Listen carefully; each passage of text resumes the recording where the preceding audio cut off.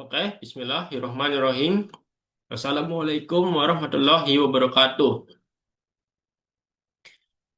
Alhamdulillah, nahmaduhu wa nasta'inuhu wa nastaghfiruh. A'udzu billahi min syururi anfusina wa min sayyiati a'malina. May yahdihillahu fala mudhillalah wa may yudlil fala hadiyalah. Oke, di kesempatan kali ini pada video pertama saya akan mempresentasikan tugas saya yaitu yang pertama pemanfaatan teknologi digital. Manfaatan teknologi digital dalam pembelajaran akidah akhlak. Nah, apa itu teknologi digital? Jadi, dalam pembelajaran akidah akhlak atau pembelajaran yang lain juga, itu teknologi digital itu sangat penting karena itu merupakan salah satu perkembangan zaman. Zaman itu sudah berkembang, jadi harus mengikuti teknologi. Contohnya seperti laptop, LCD, layar, HP, komputer, atau bahkan seperti notebook itu juga merupakan teknologi digital. Sekarang udah ada AI, ada website-website yang menyertakan pembelajaran termasuk pembelajaran akidah halal. Jadi teknologi zaman sekarang itu memang harus dimanfaatkan untuk meningkatkan pemahaman iman kepada Allah. Nah, akidah halal yang pertama ini temanya untuk meningkatkan pemahaman iman kepada Allah. Apa itu iman kepada Allah?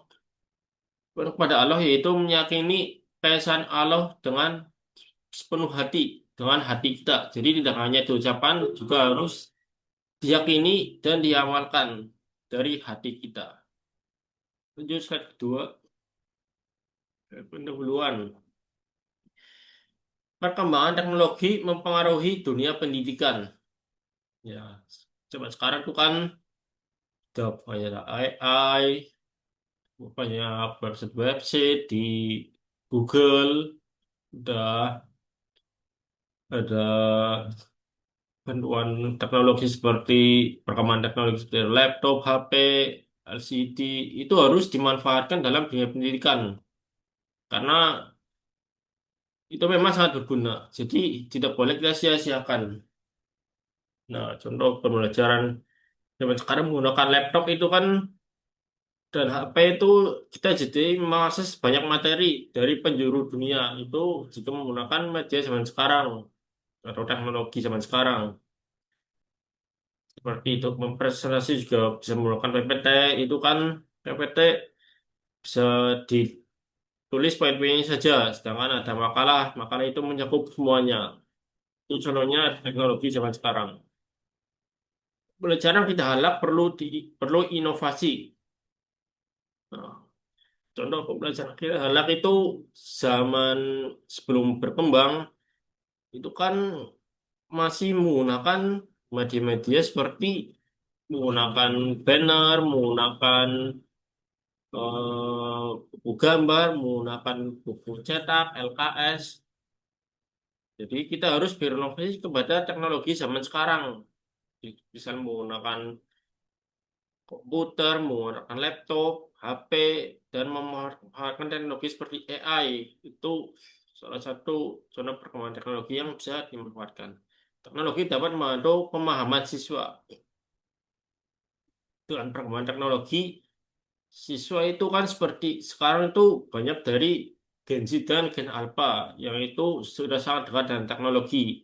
Jika pembelajaran dipandu dengan teknologi, siswa akan mudah lebih paham karena itu memang keseharian-keseharian mereka menggunakan teknologi.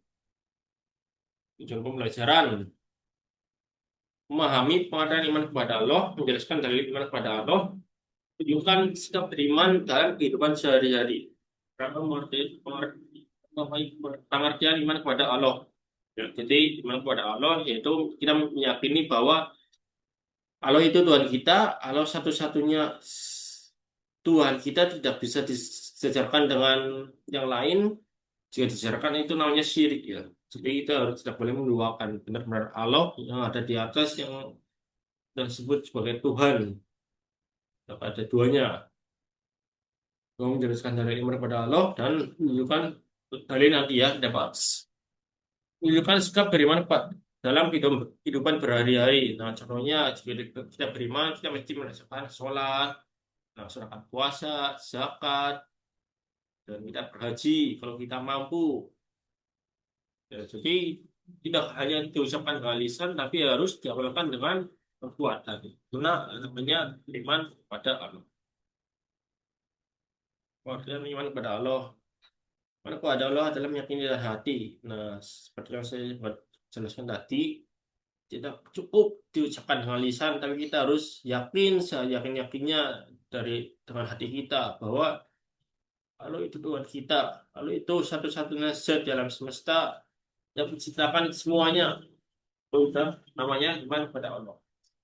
Ucapkan dengan lisan dan mengamalkan. Nah, selain diucapkan dengan lisan, kita juga harus mengamalkan. Karena jika diucapkan saja, tidak mengamalkan, ya sempat bohong. Jadi, mengamalkan contohnya sholat, kita berpuasa, kita berzakat, dan berhaji. Tiga, dalam perbuatan bahwa itu Allah Maha Esa. Nah, itu seperti konsep tauhid ya. Jadi kita harus mengesahkan Allah satu-satunya Tuhan kita. Kalau katanya kan syirik, lawan katanya itu kan syirik, artinya mempersekutukan Allah. Kita harus bertauhid. Ini bahwa Allah itu Maha Esa. Lanjut.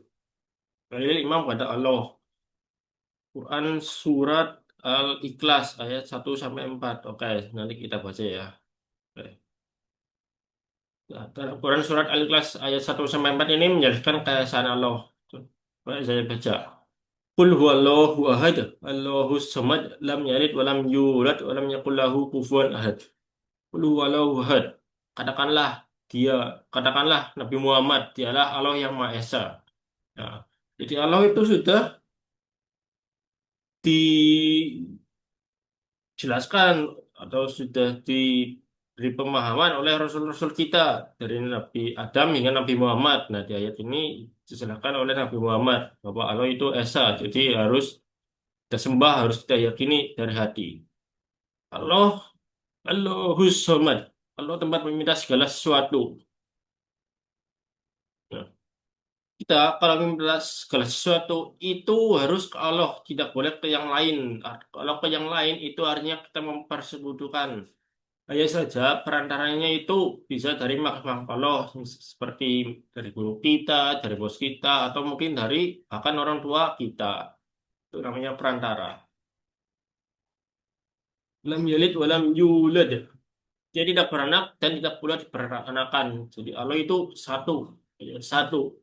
Dia tidak beranak, dia tidak diperanakan, artinya dia tidak mempunyai orang tua. Karena Allah itu cuma satu doang, tidak ada duanya. Lam yakul lahu kufuwan ahad. Karena tidak ada satupun yang setara dengannya. Ya, karena dia merupakan zat tertinggi di alam semesta kita. Yang paling tinggi.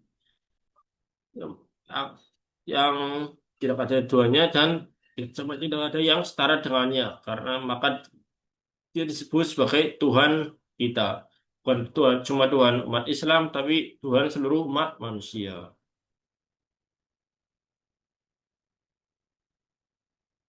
Pemanfaatan teknologi. Menggunakan video pembelajaran, menggunakan PowerPoint interaktif, menggunakan aplikasi kuis online, menggunakan platform pembelajaran digital. Nah, ini contohnya pemanfaatan teknologi zaman sekarang, yaitu contohnya menggunakan video pembelajaran. Dosen bisa menggunakan media seperti laptop dan layar dan LCD untuk menampilkan video pembelajarannya. Gua menggunakan PowerPoint interaktif. Nah, dengan adanya PowerPoint, jadi kita dosen atau guru itu hanya menampilkan poin-poinnya saja yang kemudian dijelaskan secara lisan. Jadi kita lebih memahami karena poin itu yang merupakan bagian penting dalam pembelajaran. Bahkan aplikasi kuis online. Ini contohnya misalnya di aplikasi Quizizz. Itu dan kuis kita dengan dapat menjawab pertanyaan-pertanyaan dari guru atau dosen sehingga meningkatkan dan mengasah pengetahuan kita. Keempat, menggunakan platform pembelajaran digital. Platform pembelajaran digital Nah, ini contohnya yang seperti saya lakukan yaitu Zoom Meeting atau Google Meet. Itu kan bisa melakukan pembelajaran dengan digital, bisa dilakukan dari jarak jauh, bisa online. Itu merupakan salah satu contoh teknologi zaman sekarang. Kita harus manfaatkan media digital. Nah, ini YouTube untuk video edukasi, Canva untuk presentasi menarik, Google Form untuk evaluasi, Quizzes atau Kahoot untuk kuis interaktif. Nah, YouTube itu kan di YouTube sekarang udah banyak YouTuber, konten kreator, bahkan guru atau dosen membuat video edukasi yang mengedukasi kita membuat video pembelajaran. Kita harus manfaatkan dalam pembelajaran kita. Kan lebih banget kalau mau dimanfaatkan. Canva untuk presentasi menarik. Nah, Canva ini contohnya untuk membuat PowerPoint. Jadi pastinya guru atau dosen itu membuat PPT. Nah, kalau yang ditampilkan, eh, guru atau dosen itu membuat makalah. Nah, kalau yang ditampilkan cuma makalah itu kan terlalu banyak membuat lebih pusing siswa gitu. Nah, kalau PPT itu kan PowerPoint-nya saja lebih gampang. Tiga, Google Form untuk evaluasi. Google Form untuk evaluasi ini, misal setelah satu tahun pembelajaran selesai atau satu semester selesai itu kan guru atau dosen itu membuat Google Form untuk mengevaluasi hasil belajar apakah puas atau tidak, bagaimana kinerjanya, itu contohnya. Quizzes atau Kahoot untuk kuis interaktif. Nah, ini kalau mau bermain kuis contohnya bisa memakai Quizzes atau Kahoot. Manfaat teknologi meningkatkan minat belajar siswa, mempermudah pemahaman konsep, pembelajaran lebih interaktif, akses materi lebih luas. Nah, meningkatkan minat pembelajar siswa karena zaman sekarang memang siswa-siswi itu sudah melekat dengan teknologi. Jadi kita harus me- menjoin kehidupannya, yang kehidupan berteknologi. Jadi pembelajaran itu ya harus menggunakan teknologi juga, biar tidak tertinggal gitu. Kedua, mempermudah pemahaman konsep. Nah, dengan teknologi kan kita jadi lebih gampang untuk menjelaskan, sehingga penjelasan yang kita berikan kepada siswa-siswi juga lebih mudah dipahami. Pembelajaran lebih interaktif, artinya siswa lebih aktif di kelas, seperti tanya jawab ataupun diskusi. Akses materi lebih luas, seperti mengakses AI, menggunakan AI, atau menggunakan jurnal-jurnal yang di website, atau menggunakan artikel juga. Harapan dalam kehidupan berdoa kepada Allah. Nah, balik ke iman kepada Allah itu cara penerapan iman kepada Allah. Pertama, berdoa kepada Allah. Kedua, bersyukur atas nikmat Allah. Ketiga, menjalankan perintahnya dan menjauhi larangannya. Untuk teknologi dapat mendukung pelajaran akidah akhlak. Iman kepada Allah harus dipahami dan diamalkan. Jadi, teknologi memang bermanfaat untuk pembelajaran akidah akhlak, bukan cuma untuk pembelajaran akidah akhlak, tapi untuk semua pembelajaran. Jadi memang rugi lah kalau mau dimanfaatin, harus benar-benar memanfaatkan sebaik mungkin. Gimana lo harus dimahami dan diamalkan. Nah, kita kali hanya diucapkan dengan lisan, tapi kita harus paham dan mengamalkan. Ya, ini tuh sekian dari saya. Ini presentasinya, kurang lebihnya saya mohon maaf. Semoga dapat nilai yang bagus. Wabillahi taufiq wal hidayah. Wassalamualaikum warahmatullahi wabarakatuh.